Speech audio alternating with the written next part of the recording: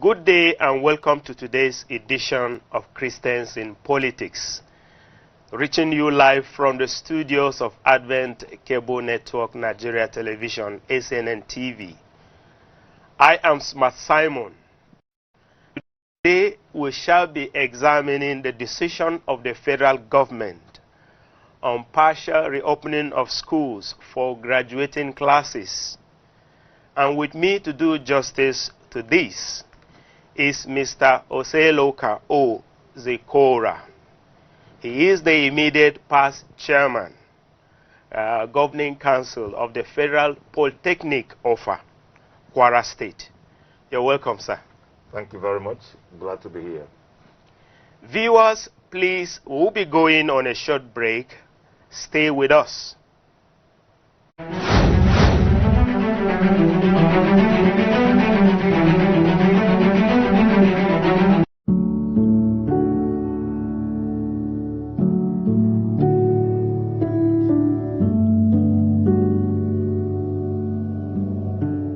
As a parent, and I think for most parents too, there will be a little concern about what safety regulations our schools actually have. Now, when we talk about schools, we're talking about the private schools and the public schools. The private schools may be able to put certain measures in place. How about the public schools? And I know a lot of public schools where in one classroom there are more than 70, 80, maybe even 90 children. If you're talking about across the country, how do you manage that? But because it is a partial opening of the senior classes who are about to graduate, one could say yes, they can be spread across the classes. But what facilities do we have in these classes?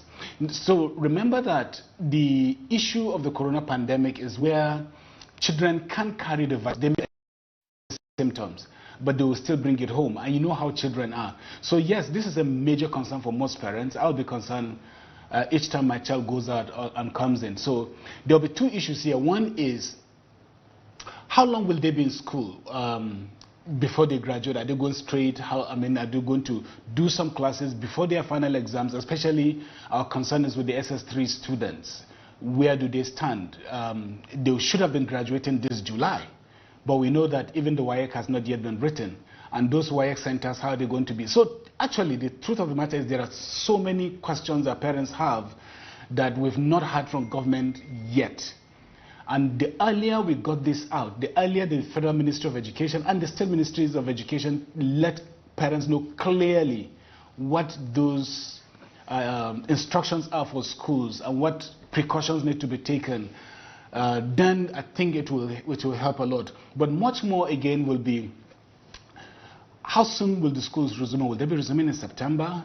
This is partial. When will they be fully opened? What are the things happening? Every day you look at the news, there is no instance that we know where the numbers of the pandemic, those contracting disease has either stopped or is declining. Every day it's either 100 or 200, and gradually, steadily the number continues to increase, and it still creates concerns. So I think it's something that parents will have to think about seriously and how they can cooperate with the schools, but government must be very clear and go into details about what needs to be done, and I think that will help us all. About the partial reopening of school, I'm not comfortable with that, because kids are kids, no matter how big they are. For just 3 now, SS3, and so on. When you reopen school, even when they're at home, you will be the one pushing them. Wear your face mask, sanitize your hands. But now when school reopens, they might find it difficult to sanitize their hands or wash them.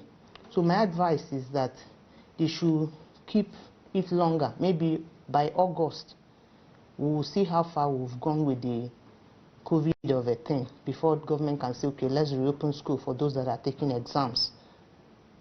So my advice to schools, if they are about to reopen, schools should be able to sanitize, disinfect schools, put in place this buckets for washing of hands, and enough sanitizers for students, and there should be a guardian that will be telling them, wash your hands, sanitize it. Gradually they will get used to it.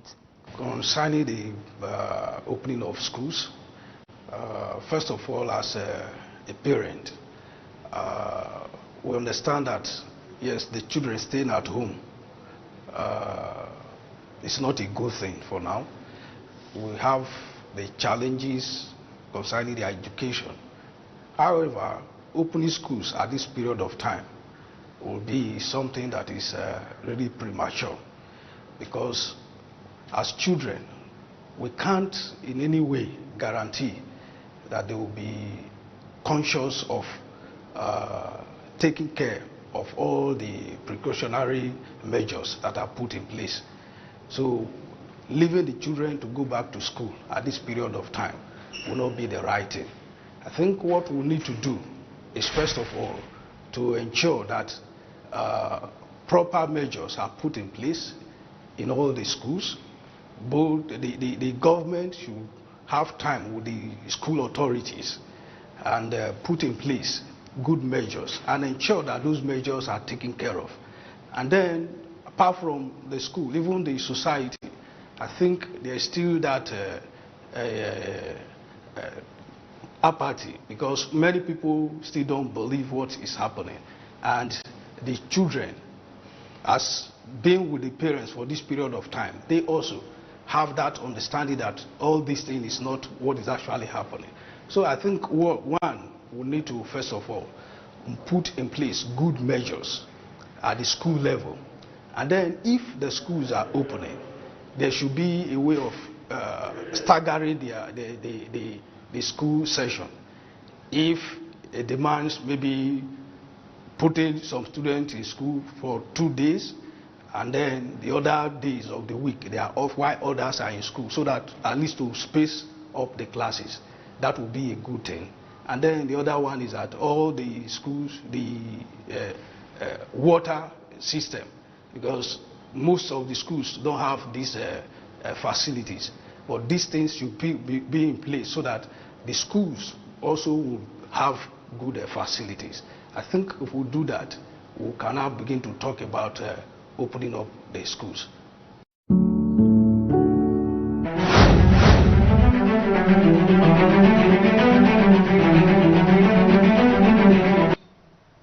Welcome back. May I at this junction remind our viewers that you cannot talk about education without citing the Church Missionary Society, who were the first instrument God used to bring Western education to Nigeria. For instance, the first primary school at Badagry and the first secondary school at Bariga, both in Lagos State. They were founded by Church Missionary Society through the instrumentality of James Pinson, Reverend Goldman, and Bishop Crowder, whose main weapon of evangelization was school. He regarded education as a means of enlightening the future generation, especially where the text used to educate were from the Holy Scriptures. At this point, we want to start our discussion this morning. Mr.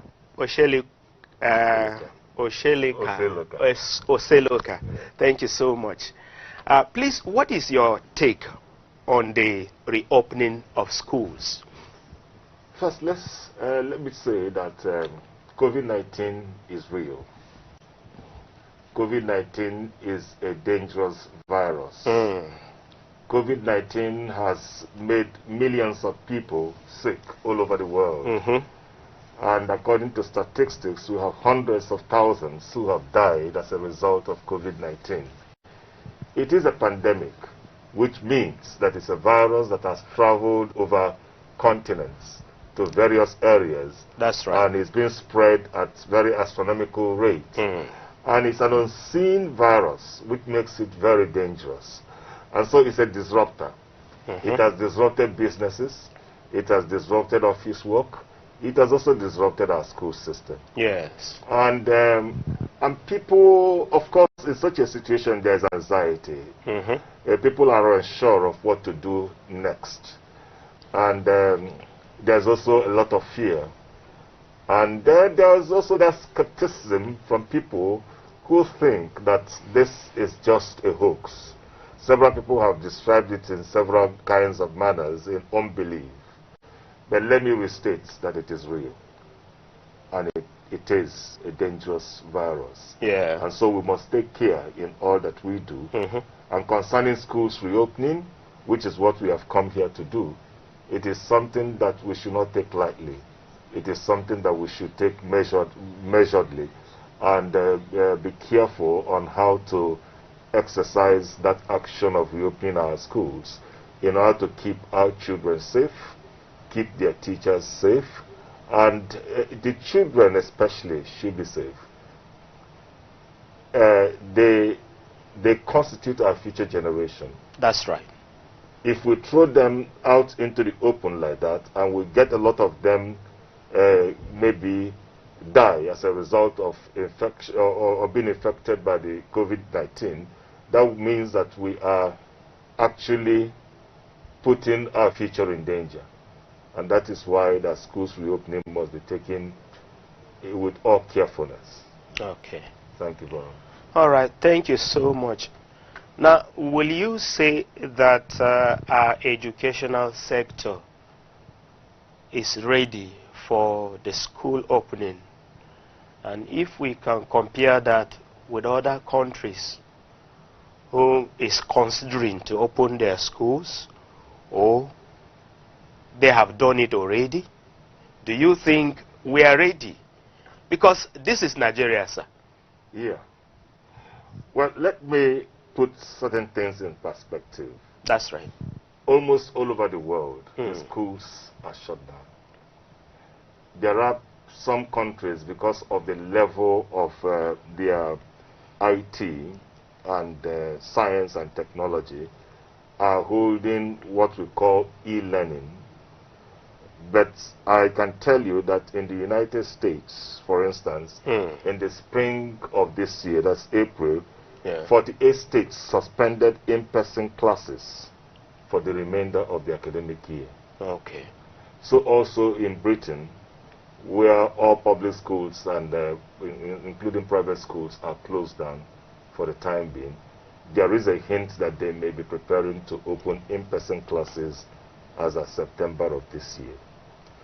There's only one place that I can recollect across the globe, and that is in China, that they have started some kind of in-person classes, because you remember that this virus started off in that place. Yes. And so they were able to lock up the area, Wuhan, where this emanated from, and were able to completely wipe out the virus. Although I hear there's some reoccurrence or this, but they have put in certain measures to open up certain businesses and the schools.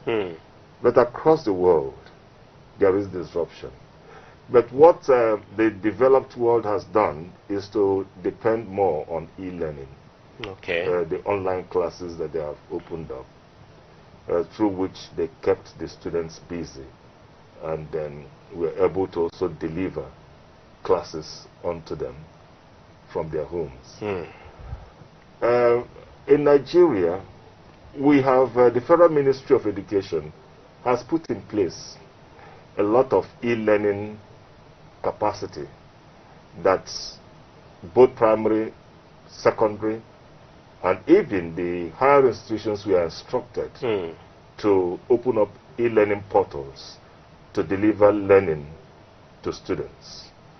And this e-learning is through online of the internet and also through the broadcast stations.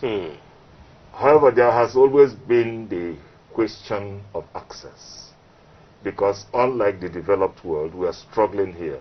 Exactly. We are struggling here in terms of network capacity. Yes. And the ability of people to have their own individual access to be able to get internet or even lights for radio stations or TV. So it's still an ongoing thing. But the Federal Ministry of Education has also provided some level of support that they have opened up portals that they themselves helped in equipping, and that the states can key into. It is open to all of them. It's not particular to only federal government schools. They have also had some good measure of corporate social responsibility assistance from certain network providers who have provided some online portals where you can freely browse online classes that that is offered through these means. So Nigeria is somehow what I would call keeping up pace.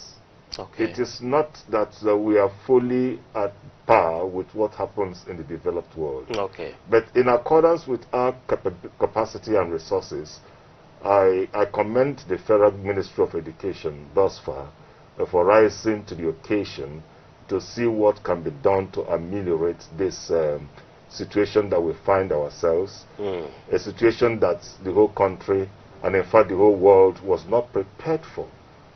It took everybody by surprise. Yes. And this is something that is that we are facing with some level of carefulness.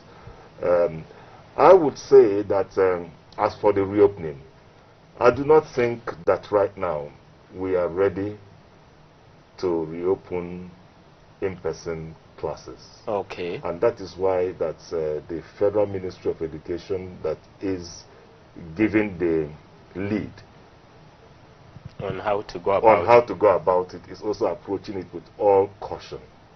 We realize that there are certain graduating classes, especially people who take their WAEC,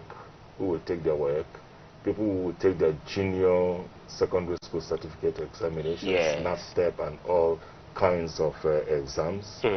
So the federal government thought it wise that how do we ensure that this is done without necessarily exposing these children and the teachers and the educational system to the ravages of this virus?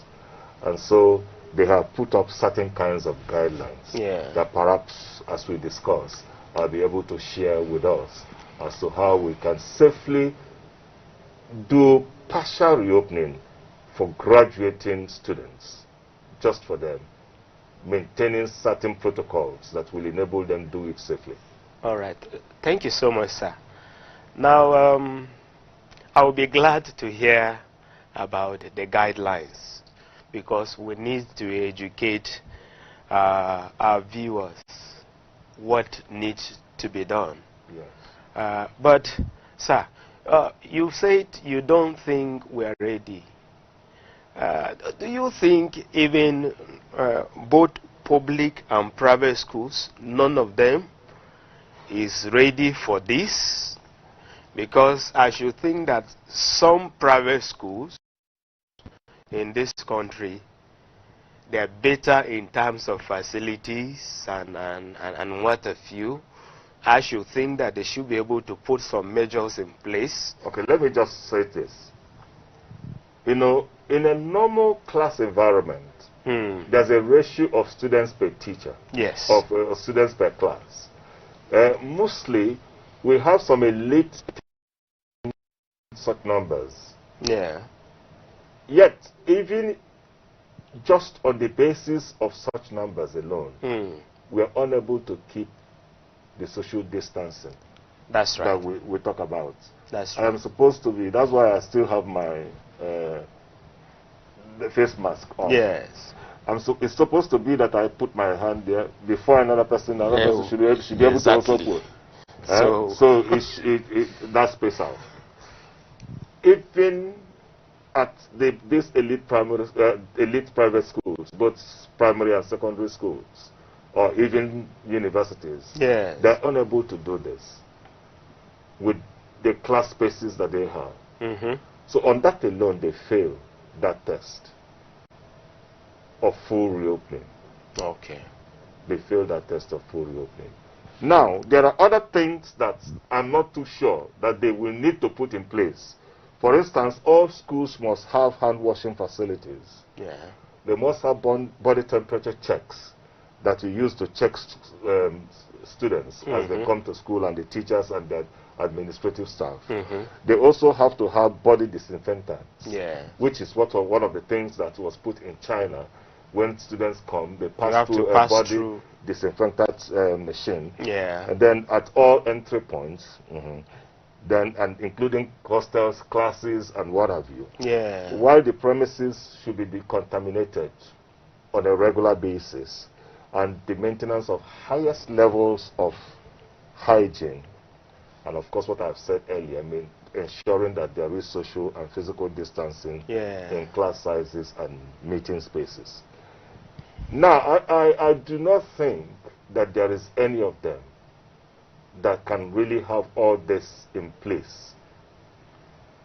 You can say, okay, we have given them this guideline. Between now and September, some of them will be able to put this in place. But there has always been a question that I've asked concerning the body disinfectant. Okay, a student comes to school in the morning.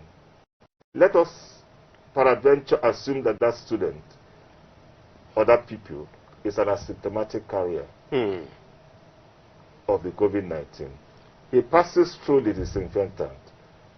At what point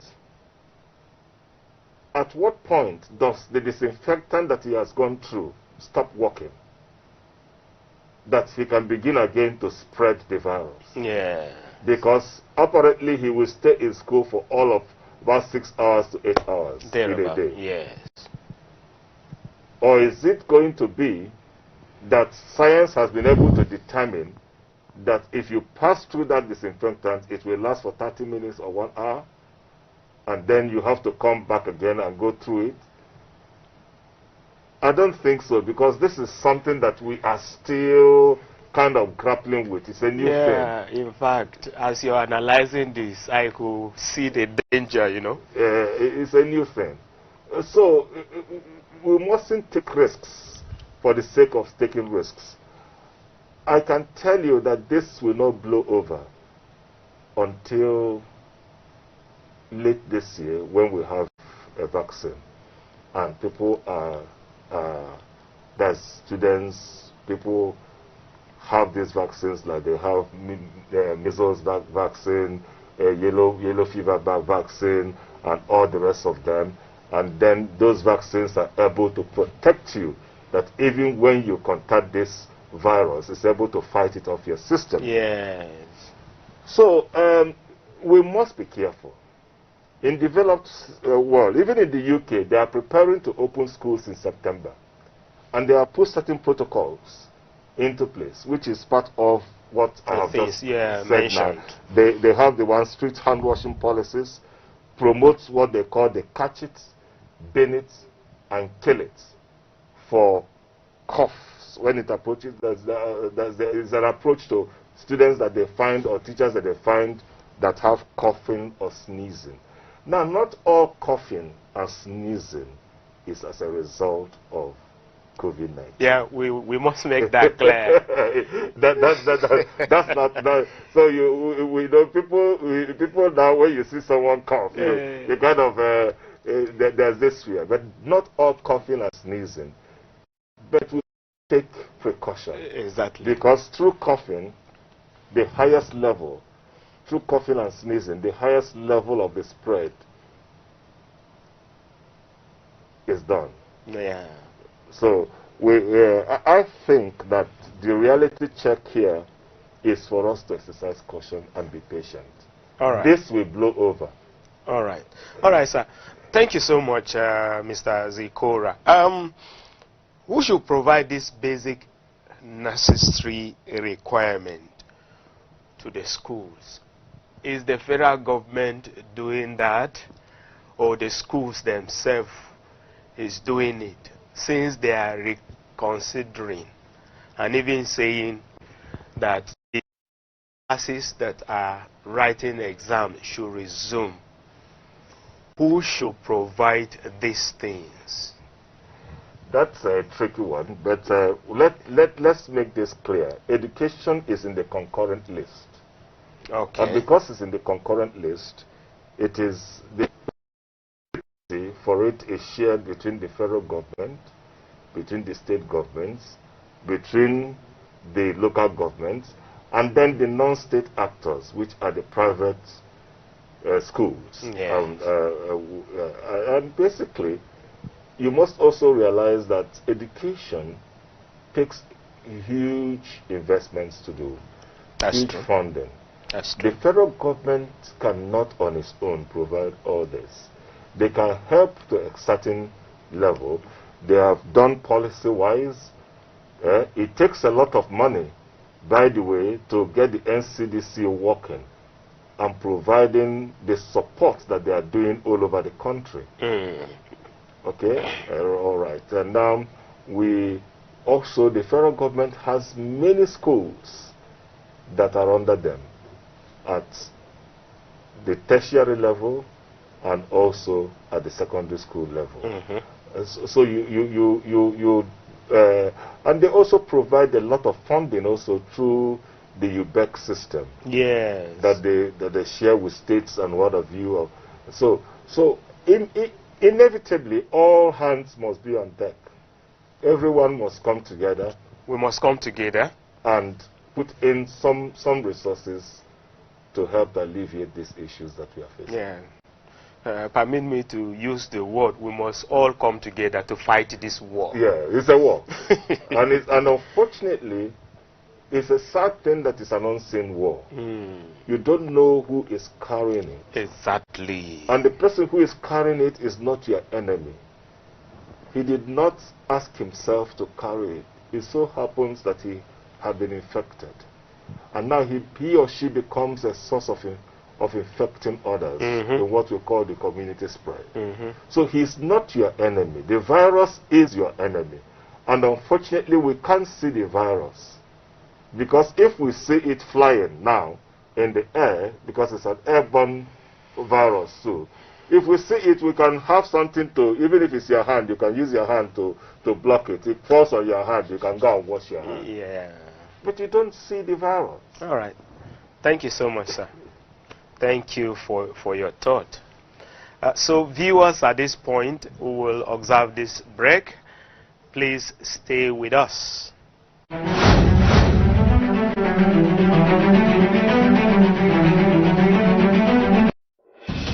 Education can be thought of as the transmission of the values and accumulated knowledge of a society.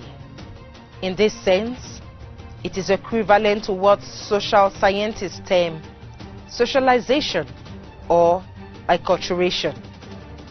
If we want to understand why standard schools are what they are, we have to abandon the idea that they are products of logical necessity or scientific insight. They are instead products of history. Schooling as it exists today only makes sense if we view it from a historical perspective. Education is a gradual process which brings positive changes in human life and behavior. We can also define education as a process of acquiring knowledge through study or imparting the knowledge by way of instructions or some other practical procedure. In the beginning, for hundreds of thousands of years, children educated themselves through self-directed play and exploration. In the 19th and 20th centuries, public schooling gradually evolved toward what we all recognize today as conventional schooling. The methods of discipline became more humane, or at least less corporal. The lessons became more secular. The curriculum expanded as knowledge expanded to include an ever-growing list of subjects, and the number of hours, days, and years of compulsory schooling increased continuously.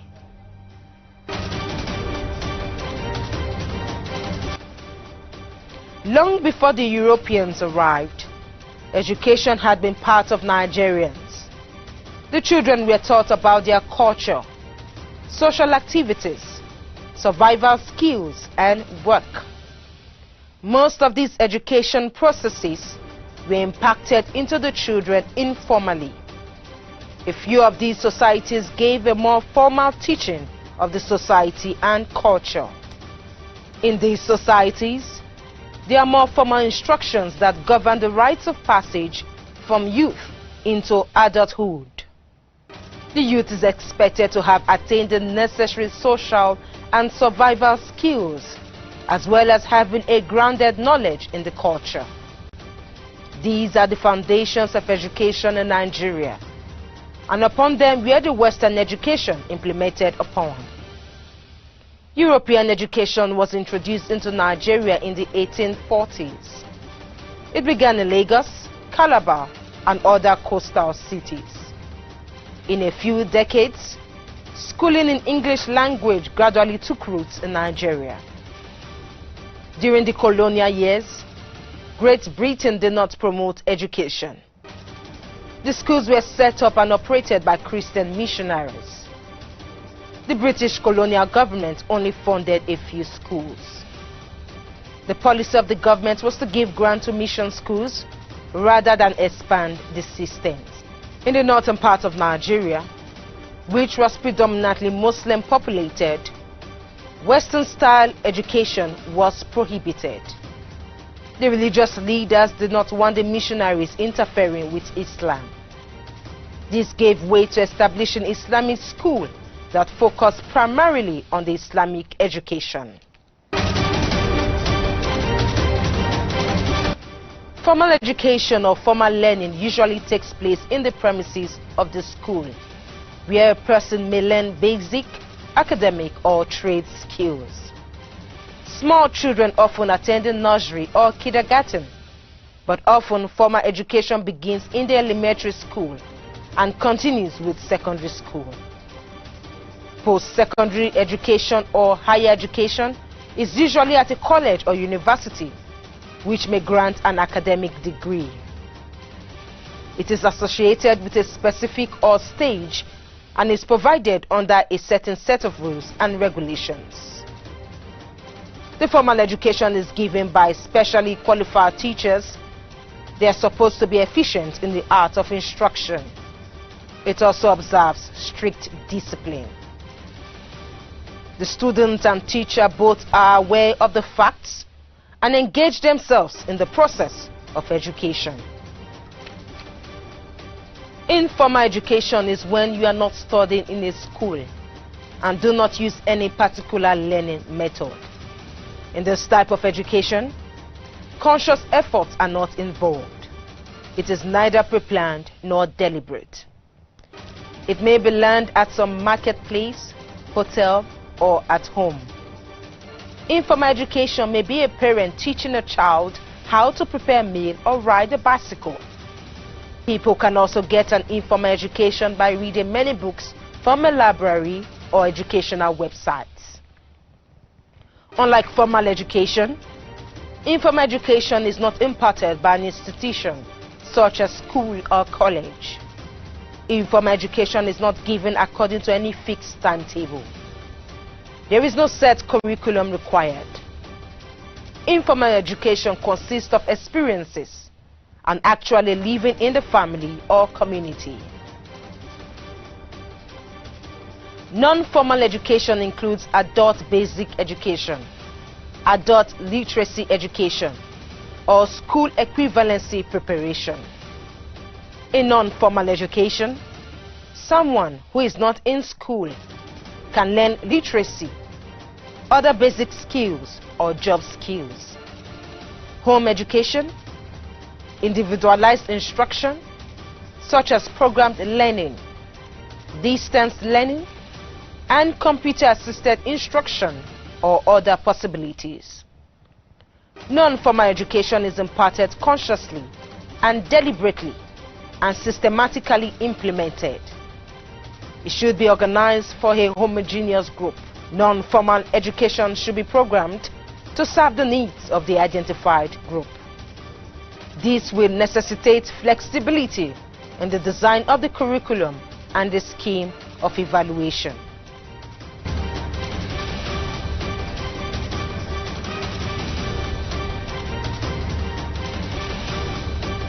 The challenges facing education and educational system in Nigeria is very huge. When I think back, when I graduated, my final year project was on the systems of education over time in Nigeria. I was looking at the 6334. What were the challenges?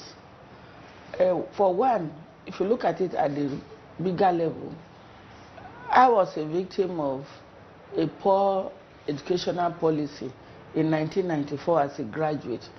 There was this time, there was a policy on cumulative assessment. There was massive failure. Like I said, combined honors, only 4 of us graduated out of numerous number of students, over 100 students. You cannot even just say it was poor. It was just a complete disaster in 1994. Then if you go back again, looking at where we are at present, look at 1994 and look at now. When we're supposed to be having improvement, we are not seeing significant improvement. Let me look at it generally. If you talk about issue of infrastructure, it is not there. Basic infrastructures. If you talk about qualified teachers, we don't also have it. Then if you want to also look at it by region, let me take the Middle Belt region for example. As a result of the farmer-herder relations that is not very smooth, you find that most of the time, students are out of school. The case of Chibok girls, Dapchit girls, you saw what happened there. How many parents will have the confidence to even put girls in school? So it's a big challenge for us. Then if we talk about the South-South, we've been told by statistics, many boys are not in school, it's the girls that are in school. And you know what happens? When girls are more educated than boys, in terms of marriage, in terms of engagement, different kind of engagement, it's a big challenge. Then when you talk about the Northeast, complete disaster because of the devastation, and the rebuilding of the Northeast is very slow. If you want to talk of the Southwest, yes, there is parity between male and females and ahead of many other parts of the country for so many obvious reasons. They've developed, missionaries were there, but there's no reason why we shouldn't catch up with them. If you come to South-South, because of the historical deprivation and the less attention that has been paid to that region, they are still very backward, both boys and girls. So generally, if you look at everywhere in the country, all the regions of the country, none is really doing outstandingly well. What is my solution? Because we don't have to be talking about challenges and we don't talk about what good can come out of it. I believe in education for life. Because for me, if you want to talk about engagement, governance, leadership, self-sufficiency, empowerment is a superstructure on it which all other structures will be built. Is it politics? Is it economy? It's a good entry point. So why don't we pay attention to that? Why don't we develop the curriculum so that it's so rich that it will empower anybody that has come in contact with it, to the extent that you don't have to rely on white-collar job. You'll be equipped naturally. School would have gone through you, and you've gone through school, and you are empowered to be self-sufficient. We've not been able to see that.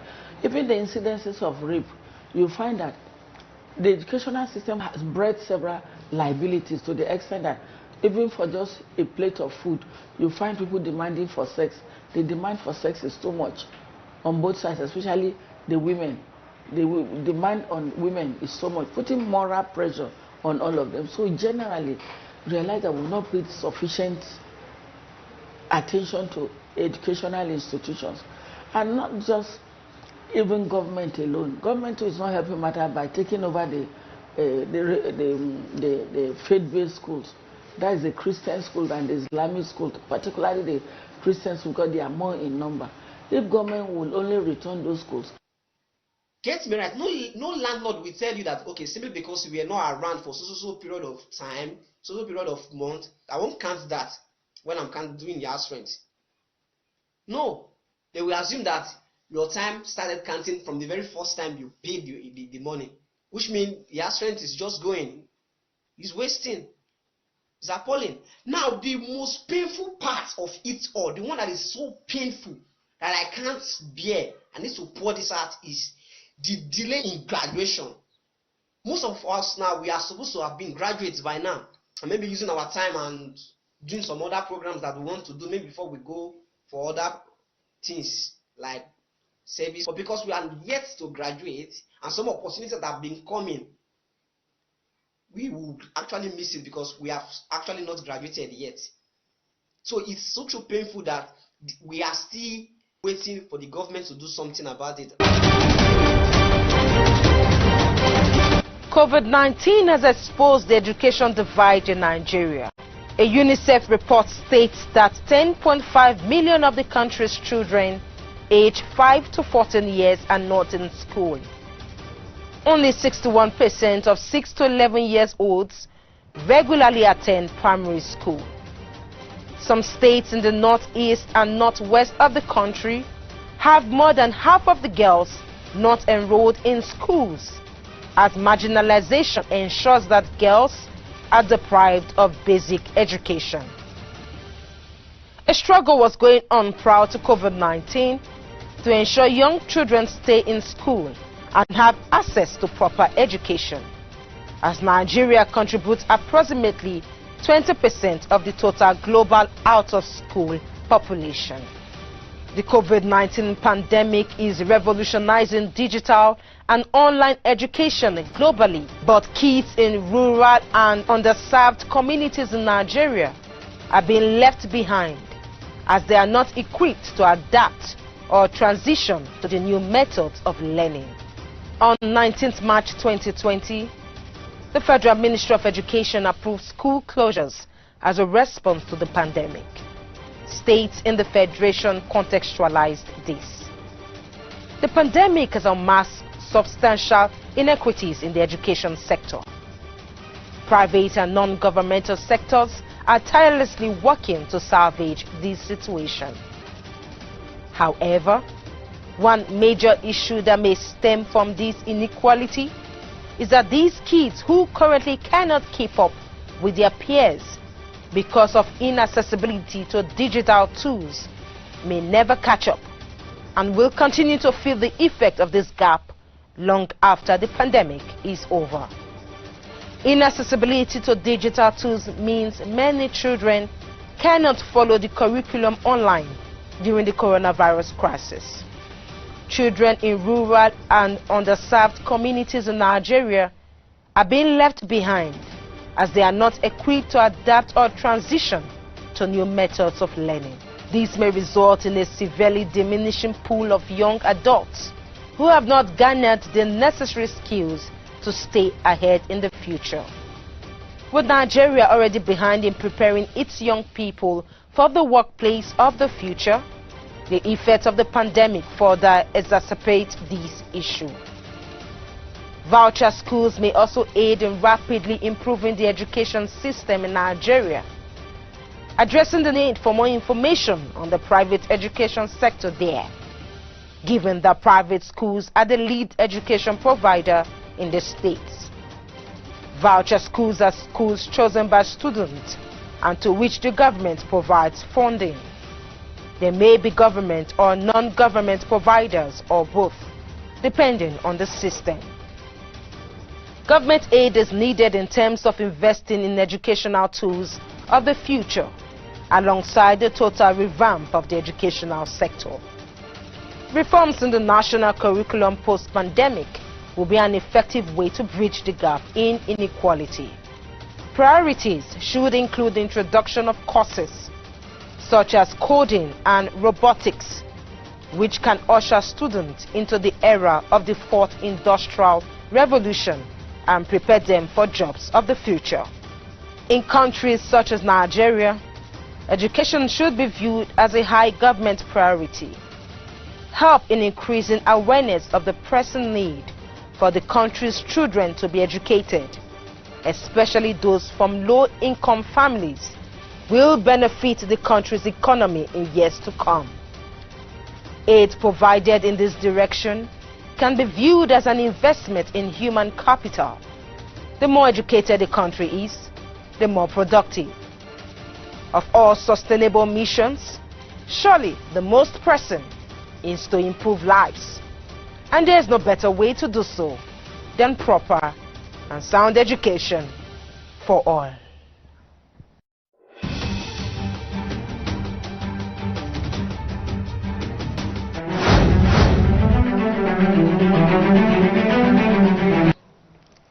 Thanks for still being with us. You're welcome. This is still the Christians in Politics program, and still with me is Mr. Osheloka Ozekora, the immediate past chairman, Governing Council, Federal Polytechnic Offer, Kwara State. Thank you, sir. My pleasure.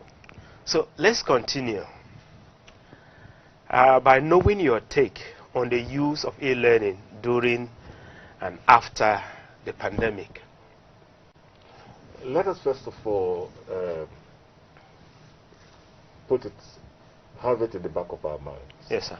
That e-learning is a strategic tool to enhance learning delivery anywhere. It helps to actually improve our learning in the sense that you can put up your lecture materials online. Students can use email to communicate with their lecturers. Lecturers can put up their assignments dashboard or the dashboard of the portal of the school. You can access that. You can access a lot of learning materials online, resources that you can use to do your assignments and get more knowledge. Such also has the ability to check plagiarism, because once you get online, if you are copying things that are there, it has a way of finding out. Yes. So e-learning is a veritable tool to improve our education system. And now it's also serving its purpose in an area like this when we have students at home. And there is a need to continue to reach them and keep them busy and to continue to learn while off the schools. So e-learning is something that we should take seriously, and we should begin to have a systematic plan and program on making it an integral part of our learning system. I must say that at the Ministry of Education level, e-learning it was not, that's luckily, it was not something that the ministry started off this year. It's something that has been there and which they have kept improving. For instance, there is the Unity Schools virtual learning platform that students that they get master teachers, actually master teachers in certain kinds of subjects. Maybe English language, mathematics, physics, literature, biology, but that's master teachers, those that have been proven to know how to deliver this kind of subjects. And they get them to teach the whole syllabus. And it's there as a resource material for students, that even if you are not able to understand that which your immediate class teacher is giving to you, lecturer, you can go to that online and relearn that particular subject, relearn that particular study topic that has been taught.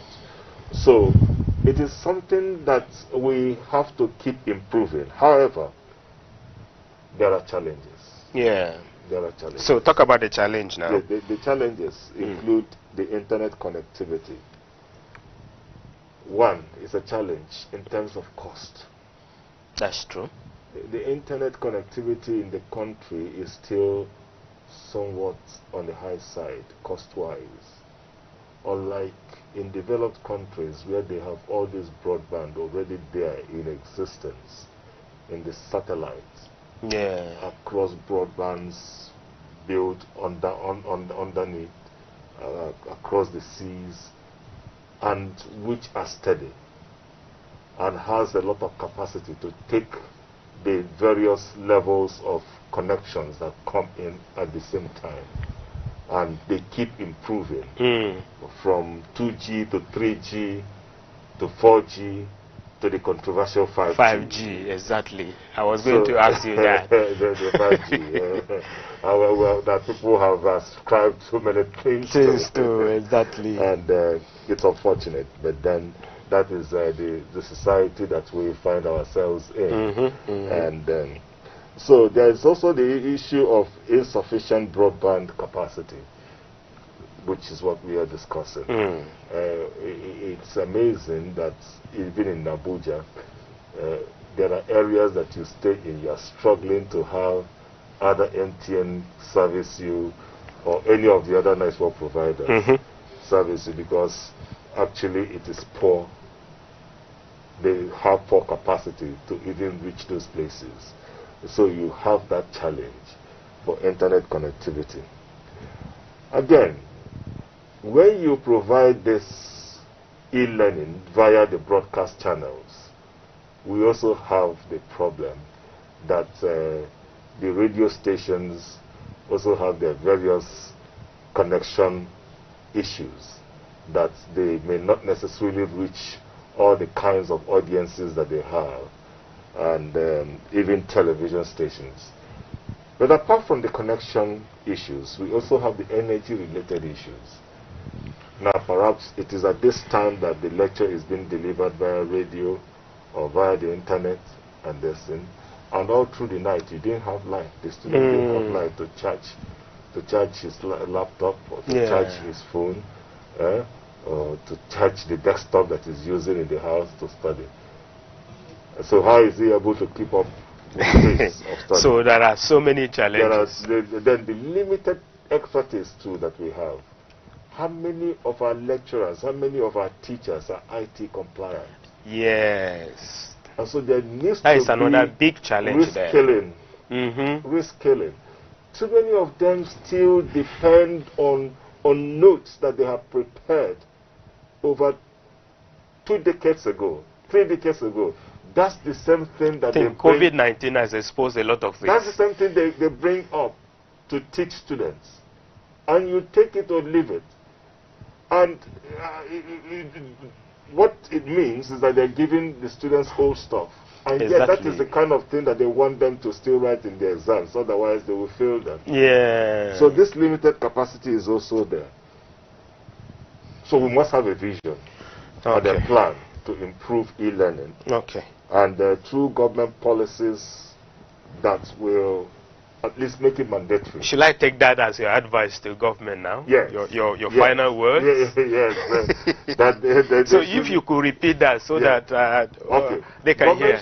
Government's policies should be dynamic, must be continually reviewed in line with the times that we are facing. And these policies should be made mandatory. So even if you're a private school, if you can't implement such policies, you ship out. We must not joke with our educational system.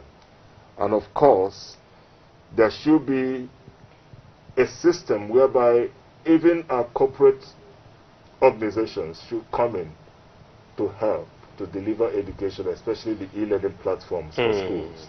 That could serve as part of their corporate social responsibilities to schools. And government should encourage them by giving them tax breaks when they do such things, so that it can encourage them to continue giving out. Thank you so much. And finally, quality assurance. It is very necessary that you put in the necessary quality assurance when you are delivering your lectures through the online services. All right, thank you. And with all that you have said, I guess the issue of power is so important that if power can be fixed, and that will mean that all our schools in all the nooks and crannies of this country will now be able to consider the e-learning, because without power, the schools can do something about power. You know, I keep saying it. In the Polytechnic where I am, I challenge the electrical electronics department. I challenge the mechanical engineering department. I challenge them that they can go into solar, that they can, and we did. The students have been able to present solar panels as part of their as part of their projects. Okay. So they can help. We have sun, availability of sun. Exactly. So we shouldn't That's one area. At the public power supply for this. All right, thank you very much, sir, for your time. We hope to have you sometimes again. That would be my That is, pleasure. we want to have you more on this program. Viewers, schools across the country have remained shut since March in the wake of the COVID-19 outbreak in the country. That has resulted in the infection of over 29,000. The chairman of the Presidential Task Force on COVID-19, Boss Mustafa, had on Monday announced the resumption of schools, saying it was meant to allow pupils in graduating classes to resume preparation for examinations. However, the Nigerian Medical Association and the Nigerian Union of Teachers argued that the move was not only badly thought out, but could also expose both teachers and pupils to the deadly infection. Despite the directive of the federal government to reopen schools, much still hangs on the balance as state governments struggle to decide on dates to reopen schools. That is all on today's edition on the program. Thank you for watching. God bless you. I remain Smart Simon.